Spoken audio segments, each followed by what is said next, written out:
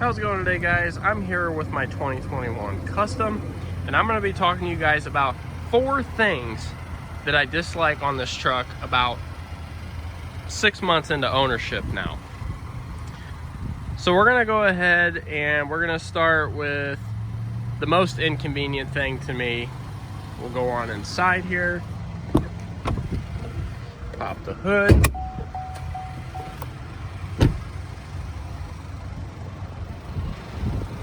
So the first thing that drives me absolutely crazy is on cold starts how this 4-cylinder shakes like absolute crazy. It feels like you're on a vibrating chair the second that you go to get in this thing first thing in the morning. It shakes the whole truck around just because it's such a small displacement motor in here. It's a small motor to be in this engine bay, and it really does just rock around in here on cold starts, and it's only on cold starts, and once it gets up to temp and everything like that, it runs great. We're gonna go ahead and move on to the second thing about this truck that I dislike, and that would be this tailgate, which is also my favorite feature, ironically. But this tailgate, whenever you're on a decline, this tailgate does not want to open because it uses its weight to open. So whenever you are on a decline, it's not going to function like it's supposed to. It just gets hung up here and doesn't actually open all the way. It just stays right here to the point where you can come up and you can just tap it and it comes right down. But nonetheless, it's something that I've noticed, and that goes across all of the Silverado range, really. So that's number 2. Let's get into number 3 here. Number 3, and this is specifically to the Custom, is that there's no height adjustment for the seat. There's no pumper or anything to heighten it or lower it, which I feel like at least they should have been able to add a manual pumping mechanism like most vehicles have in here to be able to lift your seat up or put it down.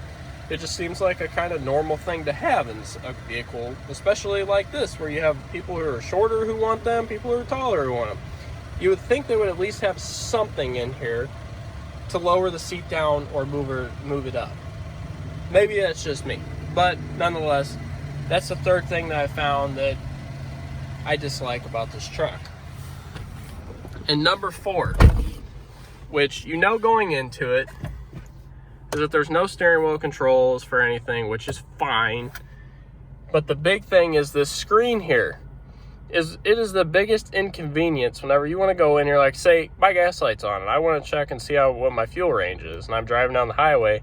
I gotta stick my arm in here and try and maneuver this thing around. Sometimes it doesn't really want to do what it's supposed to do, and it gets really awkward in here, and it's quite frankly kind of dangerous when you're trying to use this going down the highway or something, just because you can't get easy access to it.